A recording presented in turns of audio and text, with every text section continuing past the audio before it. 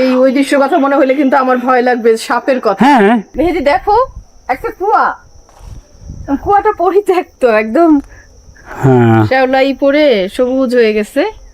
এই ঘরটা দেখো একদম ভেঙে চুরে গেছে। মানে এটা একটা মজার জিনিস জানো। হ্যাঁ, ওইটা যেমন গরিবের ঘরের সেট হিসেবে ব্যবহৃত হতো, এটা হচ্ছে গ্রামের চেয়ারম্যানের বাড়ি হিসেবে ব্যবহৃত হতো।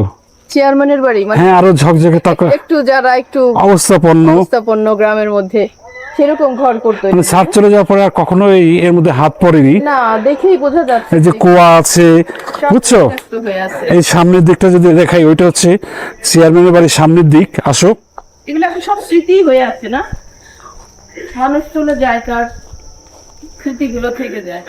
এই যে সামনের দিকটা ছাড়া বাড়ি, এইগুলো আসলে ঠিক না। এখন এগুলো আসলে হ্যাঁ, ভাড়া বাড়ি। তোমার মনে আছে পথের পাঁচালীর শেষ দৃশ্যটার কথা?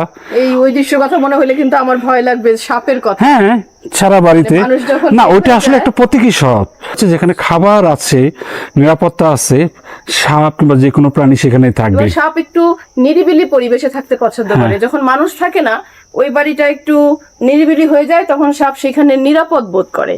নুহাসপল্লীতে এসে শুটিং এর এরকম চেয়ারম্যানের বাড়ি দেখলাম, মুগ্ধ হয়ে।